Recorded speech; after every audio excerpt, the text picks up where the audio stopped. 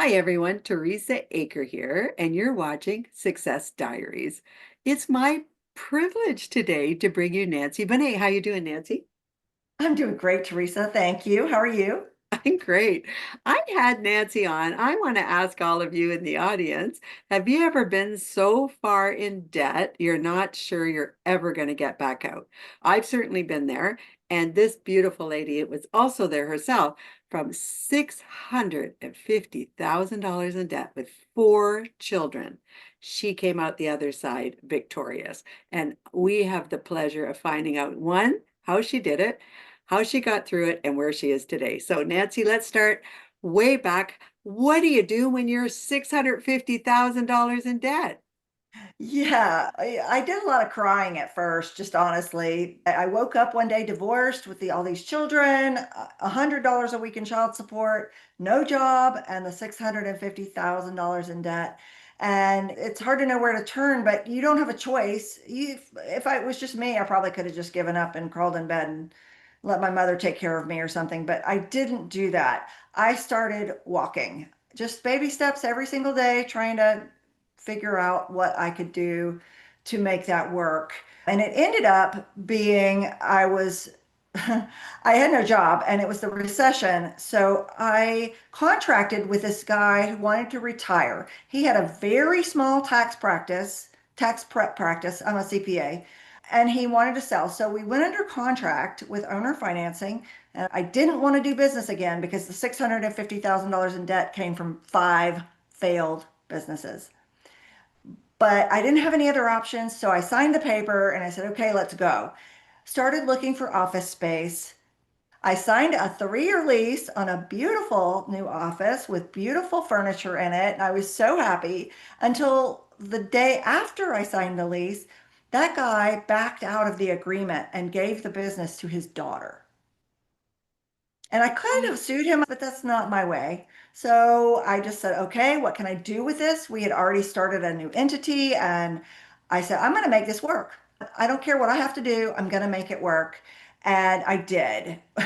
And we started, there were no clients to be had. There were no people in business, no new business owners, no people that needed CPA services. So we started marketing to people who had federal tax liens in the state of Florida, and it worked.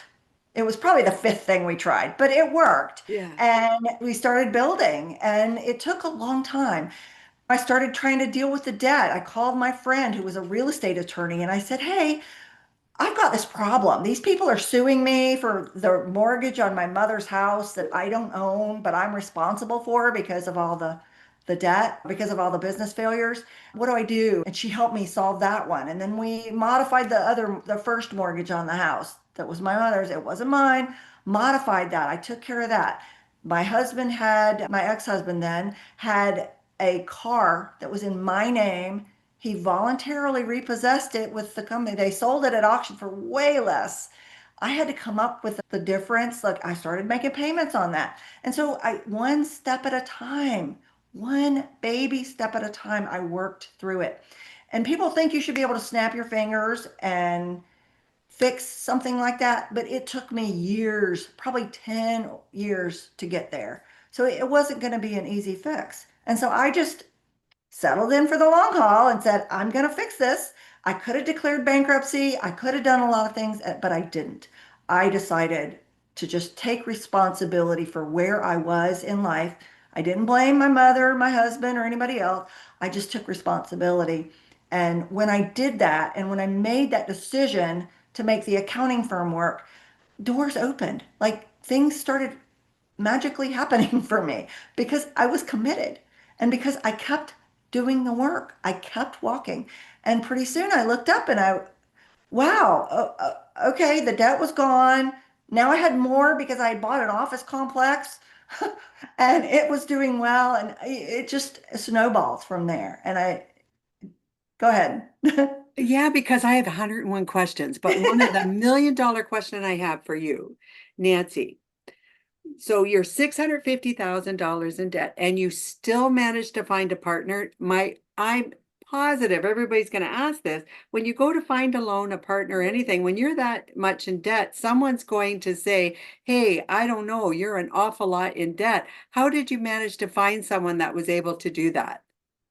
Are you talking about the guy selling me the tax prep firm? Yes, 1 second, Tam. So So I are you guess my talking question about to the you is, when you are that far in debt and now you need to get out of debt, I think that's where everyone feels it's an impossible situation because no one's going to loan you money or they think no one's going to loan them money. You can't go into a partnership when you're $650,000 in debt. And sorry, I know I'm being blatant about it, but how does one go from there to having people trust and allow you to go forward with that? Because I think that's a big one. That's a very good question. And that's funny. I'm on a lot of podcasts, but nobody ever has asked that question.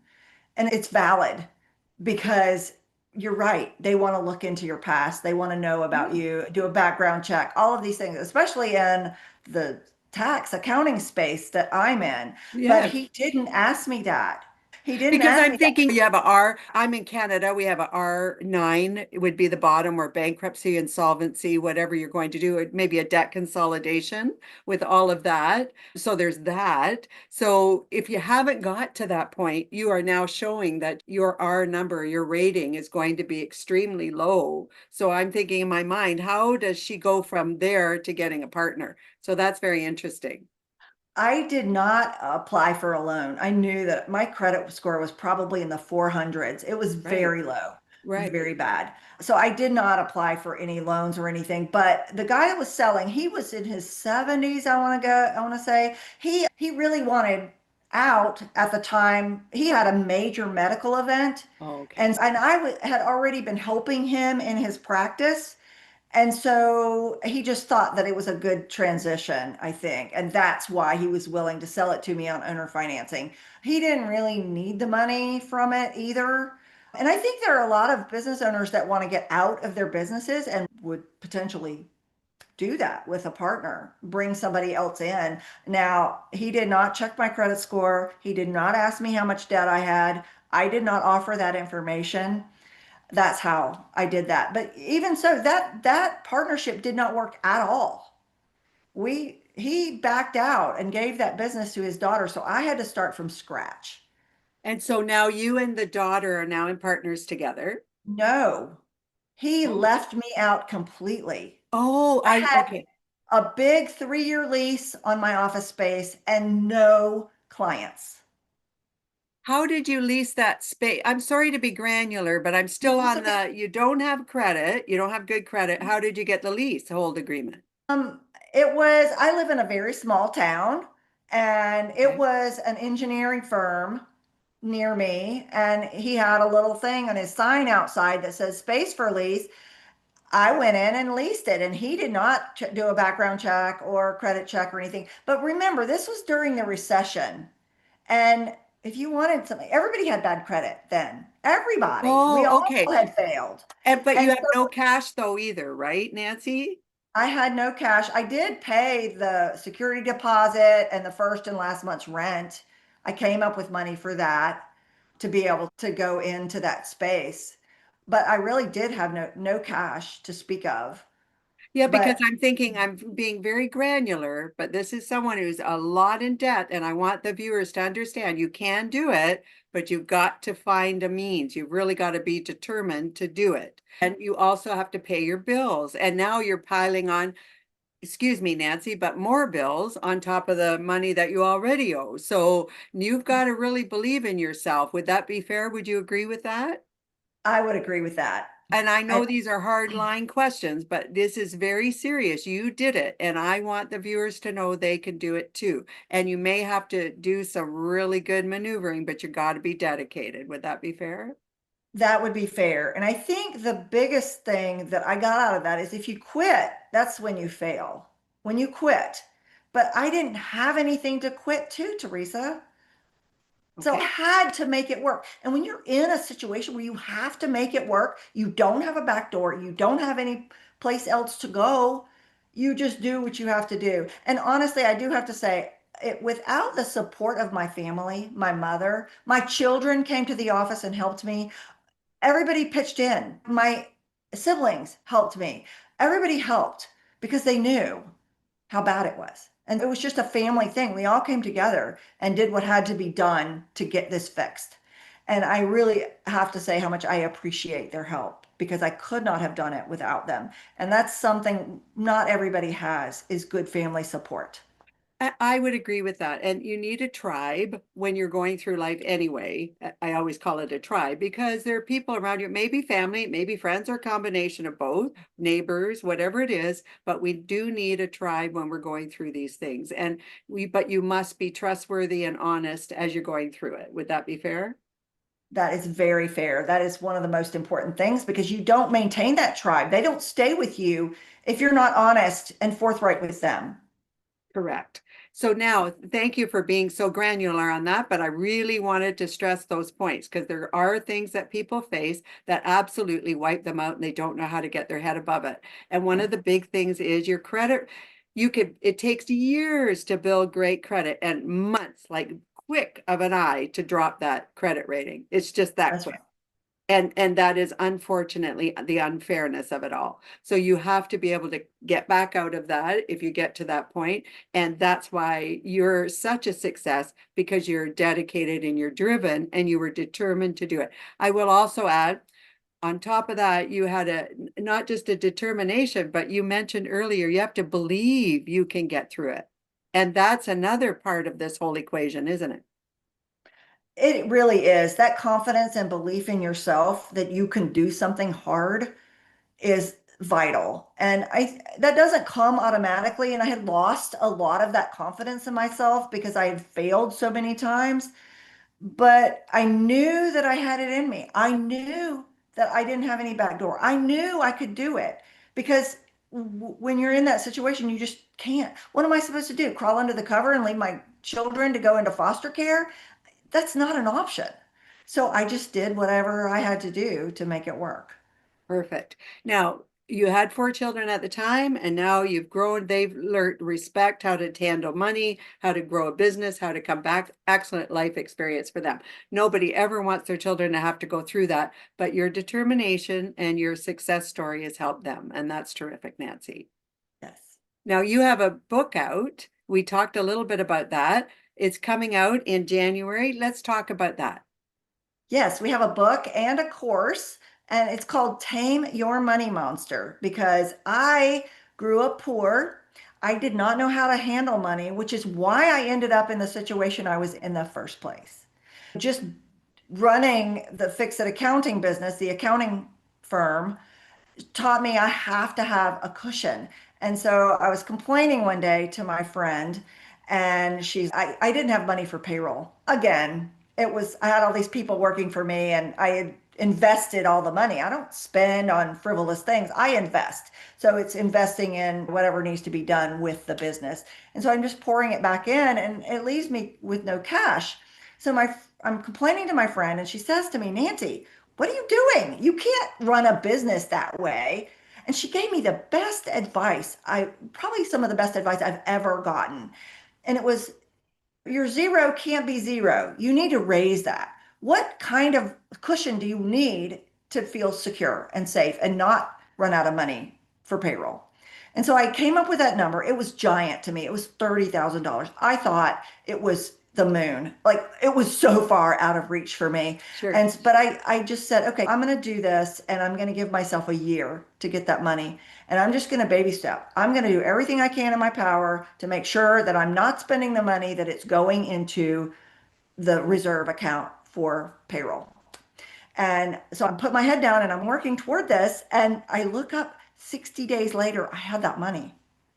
60 Wonderful. days. Yeah. Wonderful.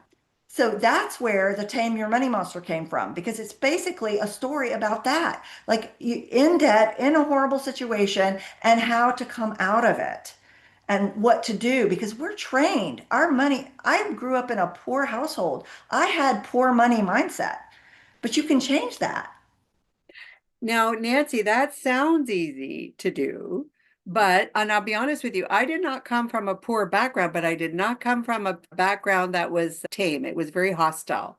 So I left home very early. And did not have a foothold in life and had to blindly put myself through life. And a lot of people do. I'm not saying they all run away from home at 16, but a lot of people leave home and they don't learn a lot, or their parents didn't teach them a lot about money.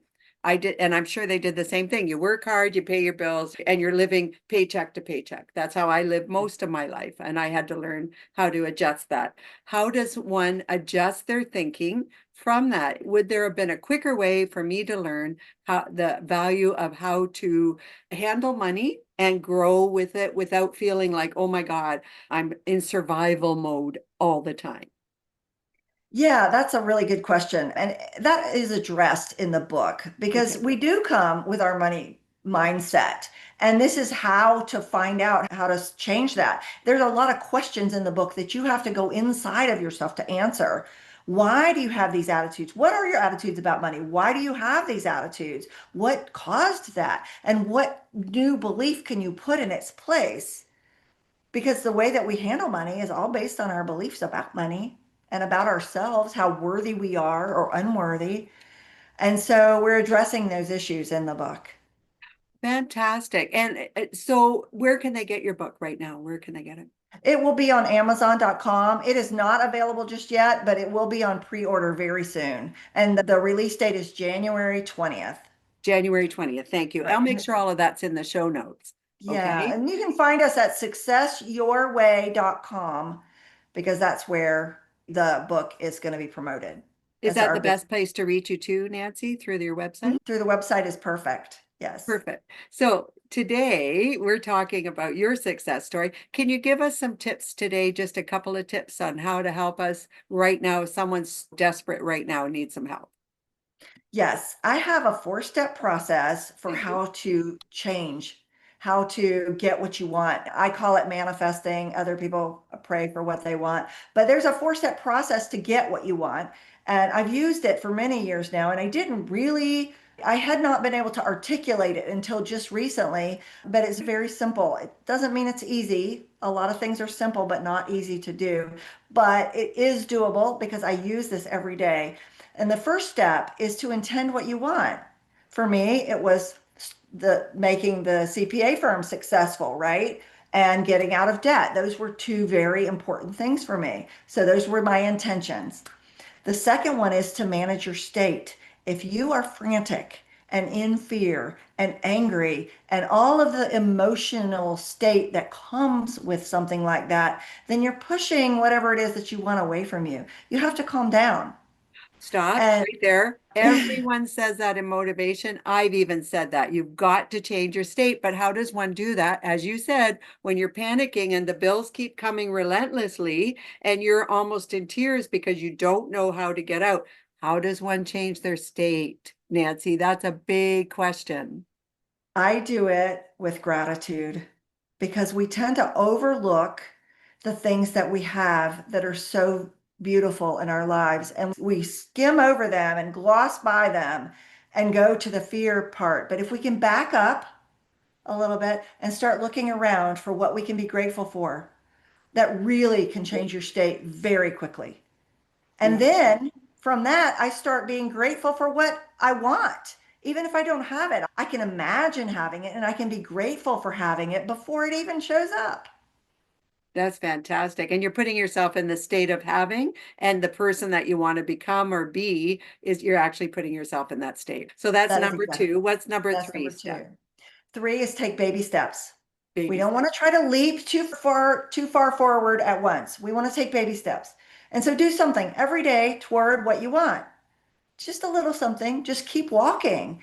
And that's how I did what I did with getting out of the debt and building the CPA firm business and the real estate investing business. That's how I did it, was just one little tiny baby step at a time with faith that it would be okay. Because it's just a little step. It's not a giant step. It's just a little step. And it's not that much risk. It's just little. I just keep doing it every day. I would add too, Nancy, and you may or may not agree, because I really am getting granular with you. If you don't have a tribe and you don't have a mom that's willing to help you, and God bless you for having one, you don't have children that are helping you and you're all alone, but you got to get out of this. You got to figure it out. You got to look at those baby steps. That's the one. Because I always say if you move 1% every single day, it actually takes you where you need to be. But it's really difficult sometimes to just breathe one step at a time. You are so right. It is so difficult sometimes, but if you do it anyway, if you do it anyway, you're taking one step closer to success. If you keep doing it, you change your state of being and your attitude and then your surroundings and what's happening in your life. You change those things over time, but it's not going to happen immediately. You can't expect it to change overnight. Exactly. Number four, what's the last one, hon? Is this one's hard. This is probably the hardest one for me, is to release what you want and not care if you get it or not. Release. Because if you're attached to it and you're holding on, oh, it moves further away from you. It's like a float in a pool. If you go toward it, like pushing toward it, it pushes it away. But if you let it come to you, if you let it float to you, it comes right over. I am thrilled that you came on today. You gave us some amazing advice, and you were very kind to me to go granular, but I really know there's a lot of people right now in these economic times all over the globe that can use your advice, and really great advice. And I appreciate everything that you said today. So let's look at the positive. Nancy, you came so far. You are now, as you have your successful firm, correct? Yes. And now reaching out, or do you think you'll be growing that firm? Where do you see yourself in the next 5 years, Nancy? I don't really work inside of the firm anymore because Okay, I have such a good team in place. sure. So I for the last several years I've been working on our brand called Success Your Way, which is training for newer entrepreneurs on Yeah, how to do business. Because in the CPA firm, we deal with small business owners every day. I was saying the same things over and over again. And I thought, why don't we package that so a lot more people can have access to it? perfect. So Yeah, that's a so course, that's been right? really fun. We've got several courses in that brand, and the book is coming out through that brand as well as the new course. Can they So yeah, join the course now, Nancy? yes, not the money course, but there are two other courses. One is called Master Your Business Mindset, Okay. and one is called Build Your Best Business. And they're So just both, the initial baby steps of business. so both can be purchased though online. They can do it online. Yes, at successyourway.com. And you'll make sure I have all that information for the show notes. Yes, ma'am. I'm so thrilled that you came on today. Nancy, Thank I you. cannot thank you enough. You really, truly gave us a very extremely good overview on how to go from debt to where you are today to looking at life with a wonderful future. So thank you so much. Thank you, Teresa. It's been such a blessing to be here. My pleasure. Everyone, this is Nancy Benet. I'll make sure everything that she talked about is here in the show notes. I want you to be able to reach out to her. I want you to be able to take her course, buy her books when they come out in January, everything, because she truly, absolutely knows exactly how to get you out of debt and into a prosperous life that you're going to be so thrilled, and you won't even believe that you're able to do it all. So thank you again, Nancy. To everyone else, this is Teresa Aker. You've been watching Success Diaries. Do subscribe to my channel. I truly appreciate that. I hope you're all having a great day, and I look forward to talking to you soon. Bye-bye now.